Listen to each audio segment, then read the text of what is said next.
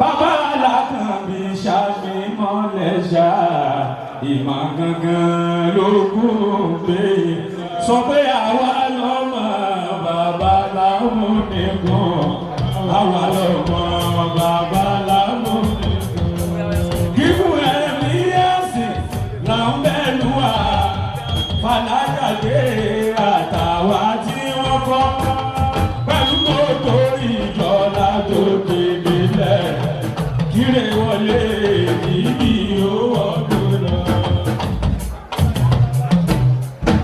أعوذ بالله من الشيطان الرجيم بسم الله الرحمن الرحيم الحمد لله رب العالمين حياكم الله والصلاة والسلام على سيدنا وحبيبنا ومولانا محمد صلى الله عليه وسلم. أكي الله الله أكي أن محمد صلى الله عليه وسلم. mo wá kí kalẹ̀ gbogbo àwọn ẹni ọlọ́run ní kalẹ̀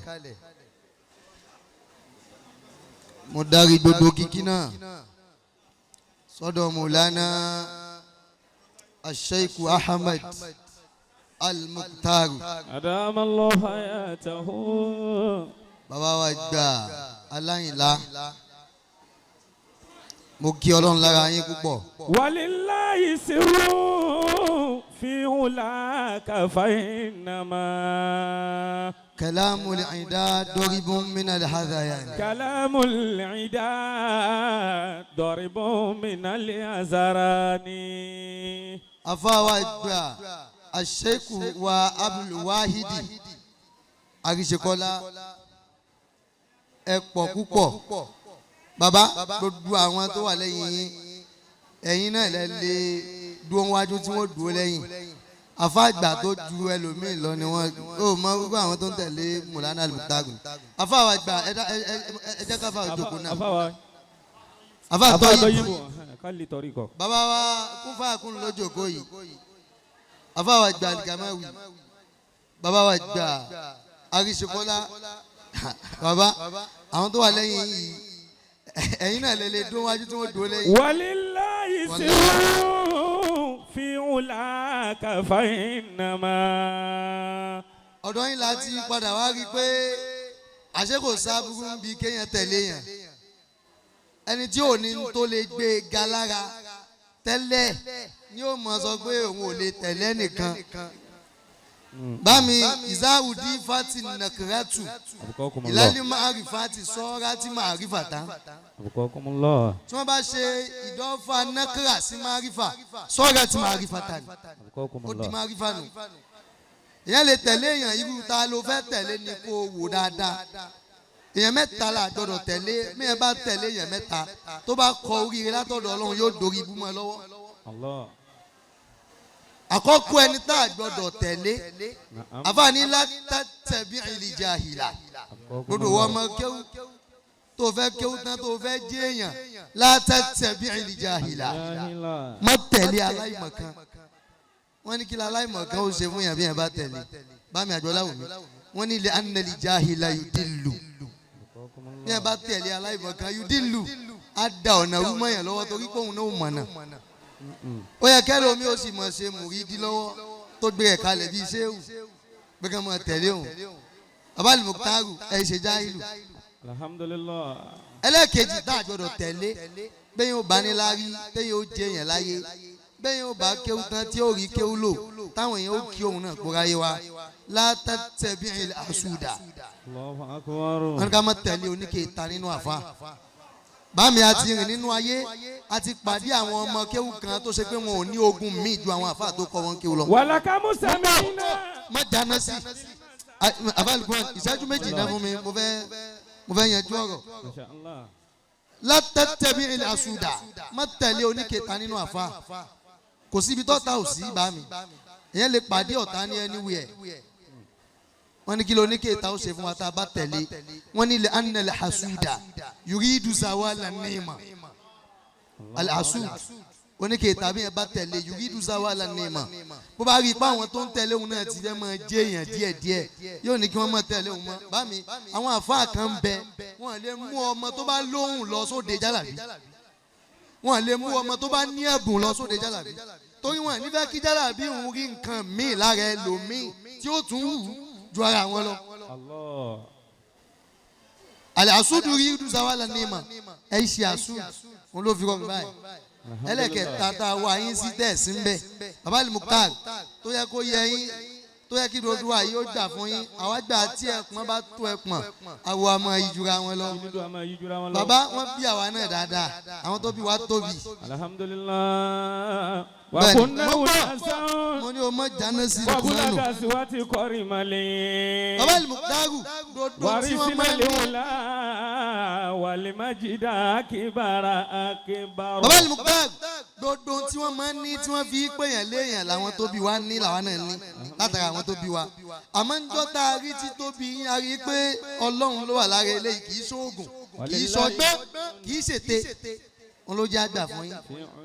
àfáàní látàtẹ̀bí àdúwà ẹnì kẹta tó gbọdọ̀ tẹ̀lé tó bá fẹ́ níláárí látàtẹ̀bí àdúwà má tẹ̀lé ọ̀tá bá mi ọ̀tọ̀ ni followers ọ̀tọ̀ ni fans wùnà kàlífàgì kù bẹ̀yìn náà kù mọ́ yẹn lè máa fọ́lù ẹ ní Instagram ní Facebook tí ó dẹ̀ ní jẹ́ olólùfẹ́ rẹ̀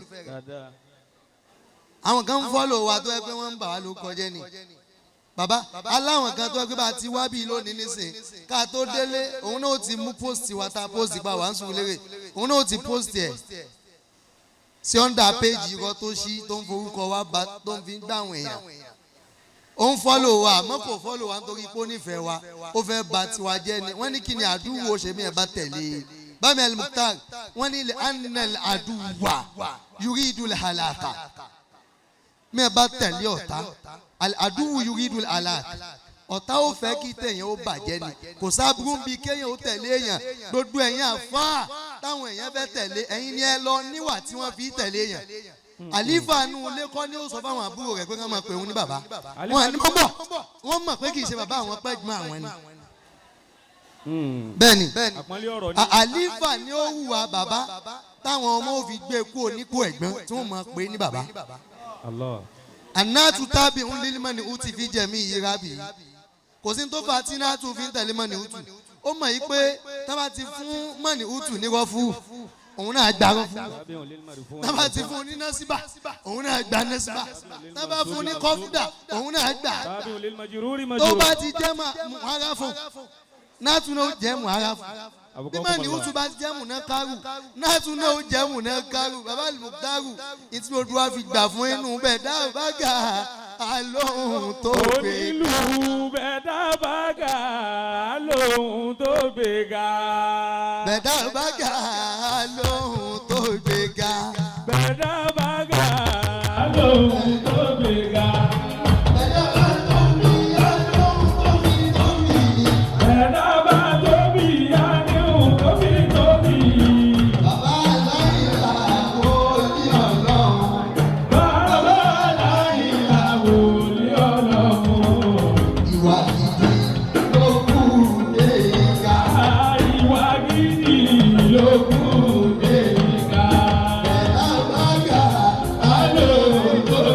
Got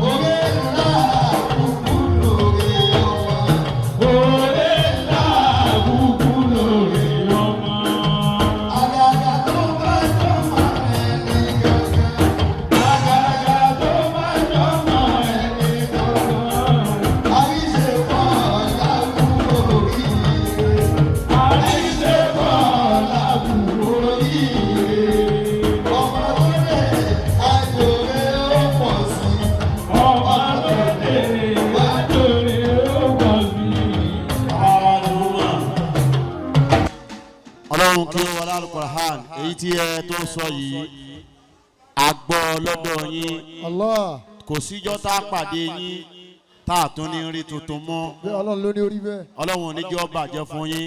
àmín. kódà ẹnu bàbá àdúmọ̀ ni mo ti gbọ́ wípé náà ní ọdún mọ́lúdì ọdún rẹ̀ ni. ó yàtọ̀ sí ọdún eléégún ó yàtọ̀ sí ọdún olórìṣà ó yàtọ̀ sí ọdún akẹ́bọ̀jẹ́. tọ́ bàbá.